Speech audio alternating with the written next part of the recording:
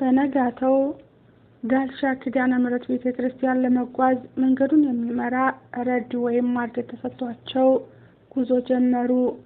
የመናኝ አፍቃሪ ክፍል 11 ዳዊት፣ አቤልና የመሃሌት እናት ከስቋር ዋልድባ ተነስተው በሌሊት ወደ ዳልሻ ዋልድባ ጉዟቸውን ጀመሩ። ዋልድባ ገዳም ብቻም ሳይሆን ሰፊና ጥቅጥቅ ያለ ሰውነቱ በዛፍና በደን የተሸፈነ ታላቅ ምድረ በዳ ነው። መንገዱ ደግሞ እንደ ገመድ የተጠመዘመዘ እንደ ገደል አስፈሪና እጅግ አስቸጋሪ ነው። እዚህ በረሃ ውስጥ የሚጓዝ ሰው መንገዱን በውል የሚያውቅ መሪ ካልያዘ በቀር አንዴ ቢጠፋ መልሶ ለማግኘት ጭራሽ አይታሰብም። ሆኖም ግን የገዳሙ አባቶች መለኞችና አስተዋዮች በመሆናቸው ለዚህ ችግር መፍትሄ አበጅተውለታል። መንገደኞች እንዳይጠፉ እያንዳንዱን ዛፍ በመጥረቢያ ወይም በምሳር ምልክት አድርገውበታል። ተጓዡም ያንን የዛፉን ገላ የገረፈ የምሳር ምልክት እያየ መስመር ሳይስት ይጓዛል። ሌላውና የሚገርመው ደግሞ የበረሃው ዛፍ አጭር በመሆኑ በዛፉ ባላ ወይም መከፋፈያ ክፍል ላይ ድንጋይ ያስቀምጣሉ። ከአንድ መንገደኛ የሚጠበቀው 5 እርምጃ በተራመደ ቁጥር ቀና ብሎ በዛፉ ባላ ላይ ድንጋይ መኖሩን ማረጋገጥ ብቻ ነው። ይህ ቀላል ቢመስልም በረሃው ሐምሌና ነሐሴ ሳይል የሚለበልብ በመሆኑ በቀን መጓዝ በጣም ይከብዳል። ስለዚህ የተሻለው አማራጭ በሌሊት መጓዝ ነው። ማታ ሲጓዙ ደግሞ መንገዱን የሚያውቀው መሪ ከፊት ይሆናል። የቀሩት ተጓዦች ግን 10ም ሆኑ 100 እጅ ላይ ተያይዘው እንደ ሰንሰለት ተሳስረው ይጓዛሉ። አንዱ ቢሰናከል ሌላው ደግፎት፣ አንዱ ቢደክም ሌላው አበርትቶት እጅ ላይ ተያይዘው ወደ ዳልሻ ኪዳነ ምሕረት ደረሱ። እንደደረሱም እንደ ዋልድባ ልማድ መነኮሳቱ በደማቅ ፍቅርና በትህትና ተቀበሏቸው። በቆላው ወላፈንና በረጅሙ መንገድ የዛሉ እግሮቻቸውን አጥበው ነፍሳቸው እስኪያርፍ ድረስ ማረፊያ ሰጧቸው። ዳዊት ግን እንደለመደው ልቡ ረፍት አጣ። አቤልንና እናቱን በማረፊያው ትቶ ወደ ውጭ ወጣ። የዳልሻን አየር እየተነፈሰ ጥቂት እንደቆየ አባ ኖላዊ በሽማግሌ እግራቸው ጥድፍ እያሉ ወደ እርሱ ሲመጡ ተመለከተ። ዳዊት፣ ልጄ አሉት አባ ኖላዊ፣ ድምጻቸው የናፍቆትና የርህራሄ ማር እየረጨ። መጥተው በመስቀላቸው ባረኩት። ከዚያም እንደ አባት በናፈቀ ልባቸው እቅፍ አድርገው ሳሙት። ዳዊት በዚህ ጊዜ ከየት መጣ ያልተባለ የእንባ ናዳ ተዘረገፈበት። ስቅስቅ ብሎም ማልቀስ ጀመረ። ዳዊት፣ ልጄ ምን ሆንክብኝ? አሉት አባ ኖላዊ ደንግጠው። ዳዊት ግን ምንም ምላሽ መስጠት አልቻለም። የእንባው ጎርፍ ሊቆምለት አልቻለም። ደህና ነኝ ለማለት ቢሞክርም አፉ ተያያዘ። በዚያች ቅጽበት መሃሌትን ያገኛት ያህል ተሰማው። አባ ኖላዊ ሊያባብሉት ሲሞክሩማ ጭራሽ ብሶበት ስቅተው በረሃውን አስተጋባው። ልጄ ስሜትህን ግተው እንጂ እያሉ እቅፍ አድርገው ሲያባብሉት ዳዊት የልቡ ቁስል ዳግም አገረሸ። ና እስኪ እዚች ዛፍ ስር እንቀመጥ ብለው ይዘውት ቁጭ አሉ። ምንድነው የሆንክብኝ? ቅኔው አልተሳካልህም? ሳታስመሰክር ነው የመጣኸው? አሉት። ዳዊት እንባውን በነጠላው እየጠረገ አራስ መስክሬ ነው የመጣሁት አባቴ አለ። ታዲያ ምንድነው እንዲህ የሚያስለቅስህ? አሉት አባ ኖላዊ። ዳዊት አንገቱን ደፍቶ መሃሌት ናፍቃኛለች አለና እንደገና ማልቀስ ጀመረ። አውቃለሁ ልጄ አውቃለሁ አሉ አባ ኖላዊ። ከዚያ በላይ ምን እንደሚሉ ጠፋቸው። አቅፈውት ዝም አሉ። እንዲህ ያለ ፍቅር፣ እንዲህ ያለ የልብ ናፍቆት በየትኛው ኃይል ቃል ሊጽናና ይችላል? እንዲህ ያለውን ሰው እንኳንስ ሰው የእግዚአብሔር መላእክትስ እንኳ ወርደው ቢያጽናኑት የሚጽናናም አይመስልም። ዳዊት መሃሌትን የሚወዳት በስሜት ሳይሆን በነፍሱ እንደሆነ እንባው ምስክር ነበር። አልቅሶ እስኪወጣለት ድረስ አባ ኖላዊ እቅፍ አድርገውት ረጅም ሰዓት ቆዩ። የሰነበተው የመንገዱ ድካም፣ የናፍቆቱ ዝለትና ከአባ ኖላዊ ቀሚስ ስር እንደ ሰማይ መዓዛ የሚሸተው የዕጣን ሽታ ተደማምሮ ዳዊትን ከሞት ያላነሰ ከባድ እንቅልፍ ጭልጥ አድርጎ ወሰደው። አባ ኖላዊ የልጁን እውነተኛ ፍቅርና የልቡን ዝለት አይተው ከልብ አዘኑለት። ከግማሽ ሰዓት በላይ ተኝቶ ሲመለከቱት ልጄ ዳዊት ተነስ ብለው ቀሰቀሱት። ዳዊት ሲነቃ የሆነውን ሁሉ አስቦ አፈረና አባቴ ይቅር በሉኝ፣ ባልችል ነው፣ ፈልጌው እኮ አይደለም አለ አንገቱን ደፍቶ። ግድ የለም ልጄ፣ ሁሉም ነገር ይስተካከላል፣ ለትንሽ ቀን ነው አሉትና ተያይዘው ወደ አቤልና ወደ እናቱ አመሩ። የመሐሌት እናት አባ ኖላዊን ሲያዩ ደንግጠው ብድግ አሉና በመስቀላቸው ተባረኩ። አቤልም ከተቀመጠበት ተነስቶ ደፍሮ ለመባረክ አፈረ። አባ ኖላዊ ግን ልጄ ና ወዲህ እንጂ ተባረክ ብለው ጠሩት። አቤል ወደ አባ ኖላዊ ቀረብ አለና አባቴ እባክዎትን ይቅር በሉኝ፣ ቢጨንቀኝ ነው፣ እህቴን ስለምወዳትና የማጣት ስለመሰለኝ ነው ብሎ እግራቸው ስር ወደቀ። ግድ የለም ተነስ ልጄ፣ እኔ ያኔም አልተቀየምኩም አሉት አባ ኖላዊ በአባታዊ ፍቅር። አቤልም ቀና ብሎ አባቴ ያን የሚያህል ቅዱስ ገዳም ፖሊስና የሕግ አካል አስገብቼ እንዲያ ሲረበሽ ህሊናዬ ወቀሰውን አልቻለም ነበረ።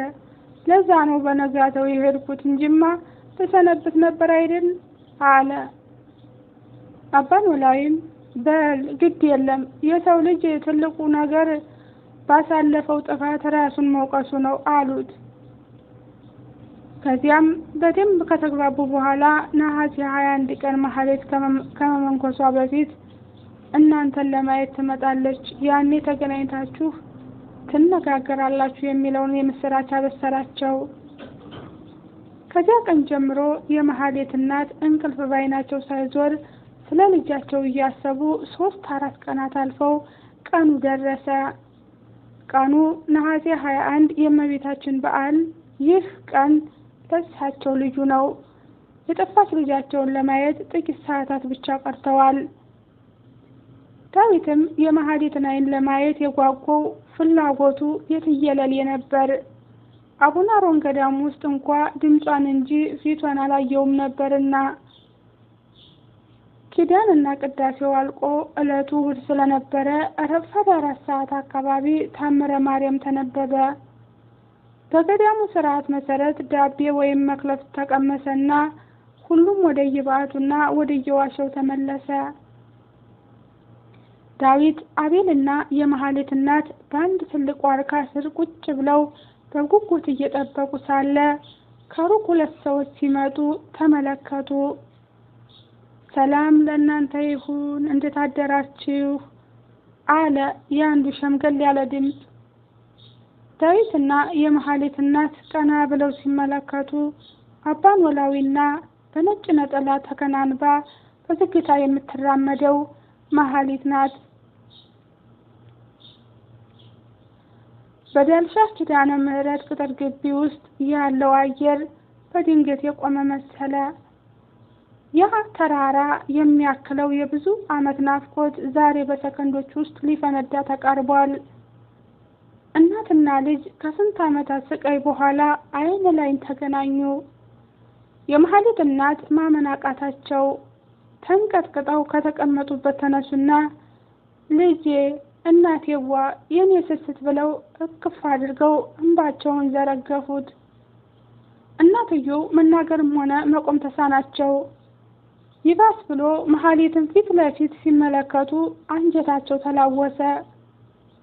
3 ዓመት ሙሉ በጀርባዋ አዝላ ብርድ እንዳይነካት ንጹህ ልብስ አልብሳ እንዳትቆሽሽና እንዳትታመም ደብቃ ጡቷን ስታጠባ የተለያየ ምግብን መግባ ያሳደገቻት እናቷ የመሐሌት መልኳና ሁሉ ነገሯ ፍጹም ተቀይሮ ስታይ እንባ ቀደማት። ሙሉ ፍኖተ ሰላም በውበቷ የሚደነቅባት ከግጥ ጠፍሯ እስከ ራስ ፀጉሯ የምታሳሰው መሐሌት ዛሬ ሌላ ሰው ሆናለች። ያዞማ የመሰለ ጸጉሯ ተላይቶ በነጭ ሻሽ ተሸፍኗል። ፊቷ ገርጥቶና መልኳ ደብዝዞ ስታያት እናቷ ሆድ ባሳት። አስተውሎ ላያት ከእንጀራ እናት ቤት የቆየች እንጂ ገዳም የሰነበተች አትመስልም። የገዳማውያን ትልቁ መለያቸው ውበታቸው ክርስቶስ መሆኑ ነው። ሰውነታቸው ወፈረም ቀጠነ፣ ጸጉራቸው ሻከረም፣ ልብሳቸው ቆሸሻ አይጨነቁም። ነገር ግን ቀረብ ብለህ ጠረናቸውን ስታሸት መዓዛቸው ሰማያዊ ነው። ለሰከንድ እንኳ ከቅፋቸው አትውጡ ያሰኛል። እናትየው ልጃቸውን እየዳበሱና አስተውለው እያዩ እውነት አንቺ ነሽ ልጄ አሉ። ጭራሽ ማመን አቅቷቸው። ማህሌት የእናቷን እንባ ስታይ ሆድ ባሳት።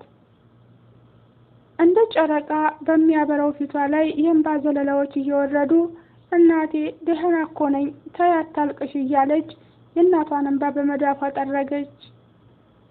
ተያይዘው መነፍረቅ ጀመሩ።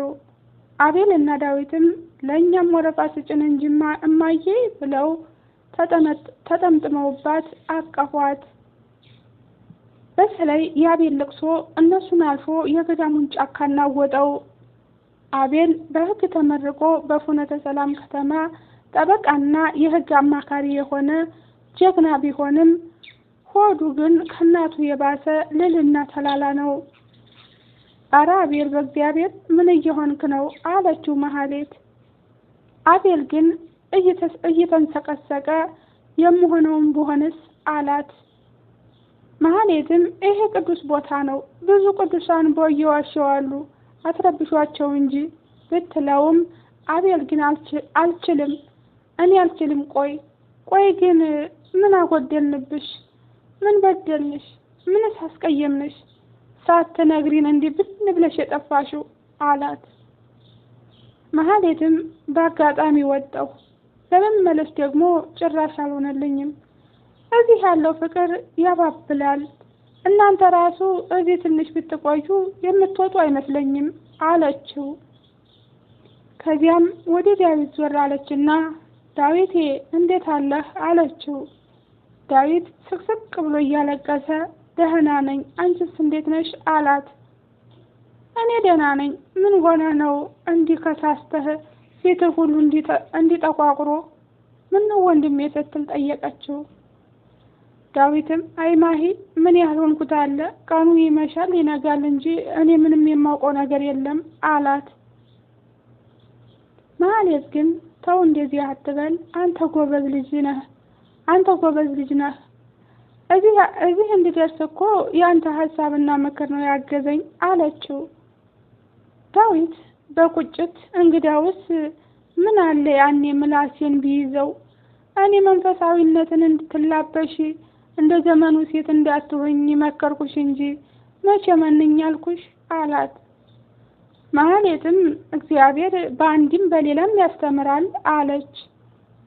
ዳዊት በህልሙ እንጂ በሁኑ ማህሌት ጋራ የሚያወራ አልመሰለውም። በነገራችን ላይ ማሂ እንኳን ደስ ያለሽ፣ የምትወጂውን ቅኔ እኮ ጨርሼ ዋሸራ ማርያም አስመስክሬ መጣሁ አላት። ማህሌትም እግዚአብሔር ይመስገን እንኳን ደስ ያለህ፣ ነገር ግን በቃላችን መሰረት መጽሐፍትና ድጓ ይቀሩሃል አለችው። ዳዊትም ስለ የትኛው ቃላችን ነው የምታወሪው? አይገርምም? እኔና አንቺም ቃላችን ይሄ አልነበረም አላት። ይህንን ፊልም የሚመስል እውነተኛ ነገርን በገሃድ ሲመለከቱ የነበሩት አባ ኖላዊ በሉ እናንተ አውሩ፣ እኔና ዳዊት አንድ ቦታ ደርሰን እንመጣለን አሉ። ማህሌትም እሺ አባቴ ከገዳሙ ግምጃ ቤት እንጠብቃችኋለን ብላ እናትና ወንድሟን ይዛ ሄደች። አባ ኖላዊ ዳዊትን ይዘው ወደታች ወደ አንድ ዋሻ ወርደው ተረጋግተው ከተቀመጡ በኋላ አባ ኖላዊ ዳዊትን ይዘው ወደታች ወደ አንድ ዋሻ ወረዱ። ተረጋግተው ከተቀመጡ በኋላ አባ ኖላዊ ዳዊት እዚህ ያመጣሁህ አንዳንድ ነገሮችን ልጠይቅህና የማህሌትን ውሳኔ ላሳውቅ ነው አሉት። ዳዊት በጉጉት ማሂ ምን አለችህ አላቸው። አባ ኖላዊ ኧረ ያለችኝ ነገር የለም። ይልቅ እንዴት ነበር የዋሸራ ቆይታ? ቅኔውስ ወዲያው ተሳካልህ አሉት። ዳዊትም ዋሸራ ቆንጆ ሀገር ናት፣ ቅኔም ቢሆን ብዙም አላስቸገረኝም አለ። ጥሩ እና ለወደፊቱ ምን አስበሃል አሉት አባ ኖላዊ።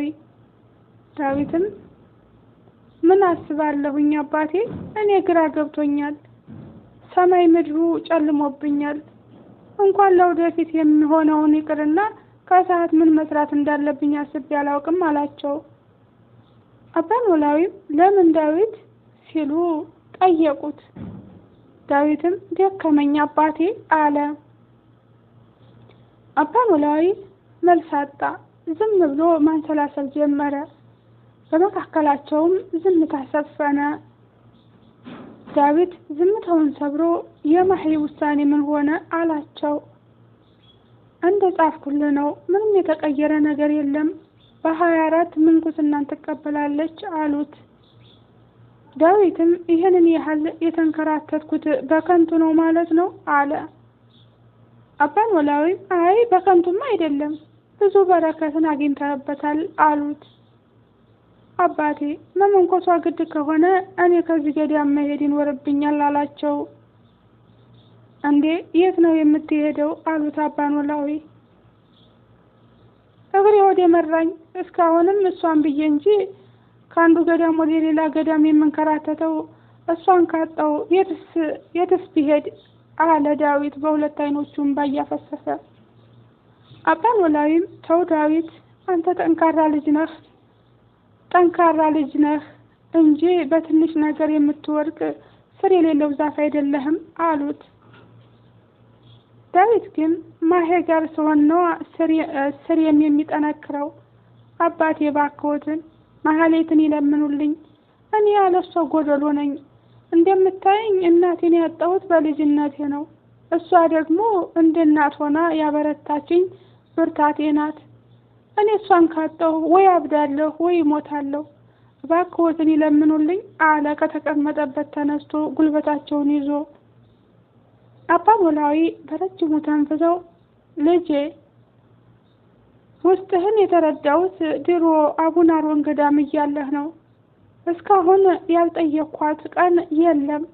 በተገናኘን ቁጥር እባክሽን ትዳር መስርታችሁ ልጅ ወልዳችሁ ድሃ ብልታችሁ ቤተ ክርስቲያን እያሰራችሁ በቅድስና ኑሩ ብዬ ጠይቄ ነበረ። ነገር ግን የእሷ ውሳኔ የክርስቶስ ሙሽራ መሆንንና ከዲያብሎስ ጋራ በተጋድሎ መኖሯን መርጣለች አሉት። እሺ እኔ ምን ልሁን? የት ሄጄ ልኑር? እስኪ አንዴ እናትና ወንድሟ በሌሉበት ከእርሷ ጋር ሆኜ ልለምናት፣ እግሯ ስር ተደፍቼ ልማጸናት አለ። አባ ኖላዊም እንደዛ እንኳ እሺ የምትል አይመስለኝም። ይልቅ እሷ አንድ ነገር እንድጠይቅ ፈልጋ ነበረ አሉት። ዳዊትም ማህሌት እኔን አዛኝ፣ ምን ላድርግላት? ንገሩኝ አባቴ። ከዓለም ዳርቻ ተጉዘህ እንደ ጻድቁ አቡነ ዘራብሩክ በሄሞትና ሊውታንን አስታርቅ ብትለኝ አደርገዋለሁ አለ ተስፋ ያገኘ መስሎት። አባ ኖላዊም እርግጠኛ ነህ አሉት። ዳዊትም እንዴ አባቴ እርግጠኛ ነኝ፣ ግድ የለም ይንገሩኝ፣ ምንድነው የፈለገችው አለ።